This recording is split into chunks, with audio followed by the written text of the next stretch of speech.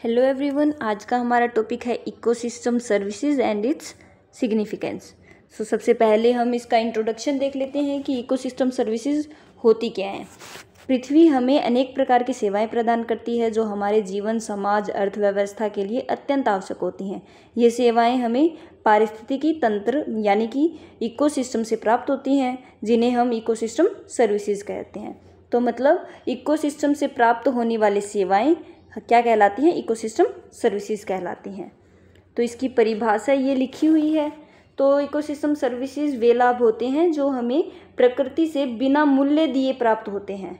ठीक है, तो क्या ये वो लाभ होते हैं जो हमें बिना मूल्य दिए प्राप्त होते हैं, जैसे कि स्वच्छ जल, हवा, भोजन, परागण और जलवायु विनियमन, सौंदर्यात्मक आनंद आदि। ओके, तो ये कितने प्रकार की होती है? यूएस की मिलेनियम इकोसिस्टम असेसमेंट रिपोर्ट 2005 के अनुसार यह 4 प्रकार की होती है। आपूर्ति सेवाएं, विनियमन सेवाएं, सहायक सेवाएं और सांस्कृतिक सेवाएं। तो आपूर्ति सेवाएं यानी कि प्रोविजनिंग सेवाएं, सर्विसेज, वे सेवाएं होती हैं जो हमें प्रत्यक्ष रूप से प्राप्त होती हैं।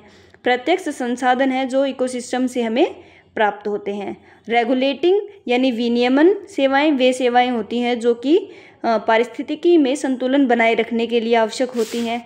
तीसरे नंबर पे जो इन्होंने बताया है सपोर्टिंग यानी कि सहायक सेवाएं, वे सेवाएं होती हैं जो अन्य सभी सेवाओं के लिए क्या करती हैं? एक आधार प्रदान करती हैं।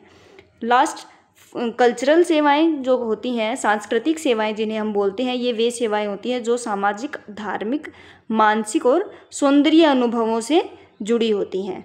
ठीक है, अब हम इसको थोड़ा और डिटेल में देखते हैं कि प्रदाय यानी आपूर्ति सेवाएं, ये वे सेवाएं प्रत्यक्ष रूप से संसाधनों की आपूर्ति से संबंधित होती हैं।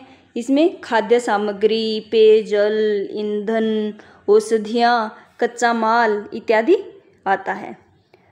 दूसरे नंबर पे आती है रेगुलेटिंग यानी कि विनियमन सेवाएं। ये वे सेवाएं होती हैं जो कि पारिस्थितिकी तंत्र में संतुलन बनाए रखने में मदद करती हैं, जैसे कि जलवायु विनियमन, कार्बन अवशोषण और तापमान नियंत्रण, बाढ़ को नियंत्रित रखना, जल शुद्धिकरण करना और परागण और बीमारियों का नियंत्रण करना इत्यादि इसमें आता है।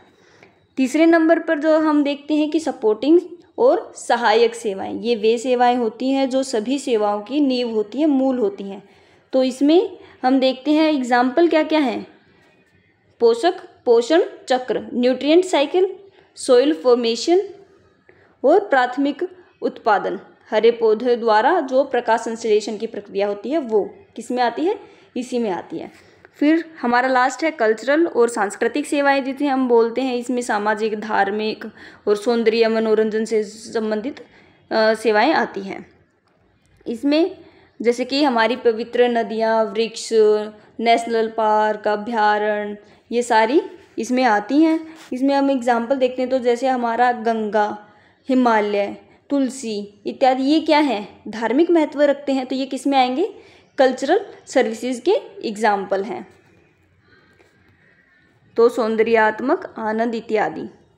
फिर इसका सिग्निफिकेंस, इकोसिस्टम सर्विसेज का महत्व क्या है?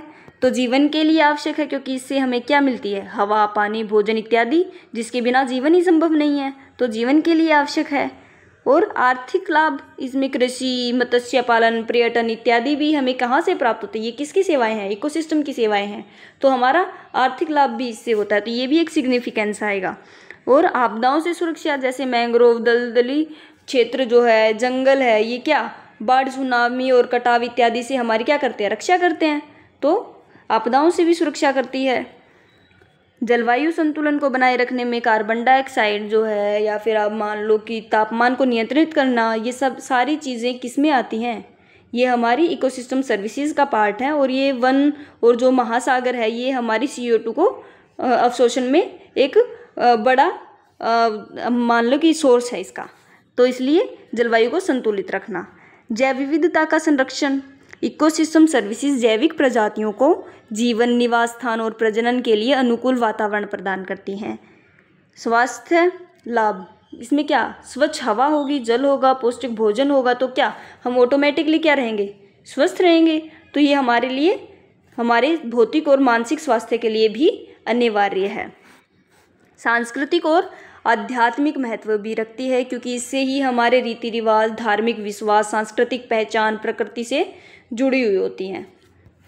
इसके बाद ये है कि इकोसिस्टम सर्विसेज दे रहा है, उसके क्या क्या फ़ायदे हैं हम ये देख चुके हैं। पर क्या है कि इकोसिस्टम को अभी मानव जितना आगे बढ़ता जा रहा है, इससे थोड़ा क्या है कि नुकसान पहुंचा रहे हैं हम, तो उससे इकोसिस्टम सर्विसेज हैं उनको देने में उनको कठिनाई हो रही है। तो क्या क्या खतरे हैं आज के टाइम पे? तो डिफोरेस्टेशन, वनों की ज़्यादा कटाई होगी तो आप ये मान लो कि CO2 को अवशोषण करने का एक बड़ा माध्यम हमारे वन है, तो वो नहीं करेगा तो CO2 की मात्रा ज़्यादा बढ़ेगी, तापमान ज़्यादा होगा। तो इसको क्या ये एक खतरा है क्या? वनों की कटाई। प्रदूषण, लैंड यूज चेंज हो रहा है, जैव विविधता में गिरावट आती जा रही है, जलवायु परिवर्तन हो रहा है, ये सारी चीज़ें क्या इकोसिस्टम सर्विसेज के लिए खतरा है। इन गतिविधियों के कारण, तो ये सारी गतिविधियां हो रही हैं, इसके कारण असंतुलन हो रहा है और गुणवत्ता और हमारी जो सेवाएं हैं जो हम इकोसिस्टम से प्राप्त कर रहे हैं उसकी गुणवत्ता और उपलब्धता, माफ़ करिएगा, उपलब्धता, ये हमारी प्रभावित होती हैं, नकारात्मक से प्रभावित होती हैं। इसके उपाय क्या क्या हैं? इकोसिस्टम सर्विसेज को सुचारू रूप से अच्छे से चलाए रखने के लिए और उसको स्वच्छ रखने के लिए, स्वस्थ रखने के लिए क्या क्या उपाय हम कर सकते हैं? तो सतत विकास, जैव विविधता का संरक्षण कर सकते हैं, हरित प्रौद्योगिकी और नवीकरणीय ऊर्जा का उपयोग कर सकते हैं, जन जागरूकता कर सकते हैं और नीतिगत हस्तक्षेप, मतलब पॉलिसी बनाकर, हम कानून बनाकर पर्यावरण को संरक्षण दे सकते हैं। और ये अधिनियम से और वन संरक्षण अधिनियम इत्यादि ये जो होते हैं, इनसे हम पॉलिसी बनाकर हम उनको रोक सकते हैं। निष्कर्ष देख लेते हैं कि इकोसिस्टम सर्विसेज जो हमने इतना पढ़ा है, इसका अगर हम कुछ 20, 30, 50 शब्दों में अगर निष्कर्ष निकालते हैं तो क्या बनता है?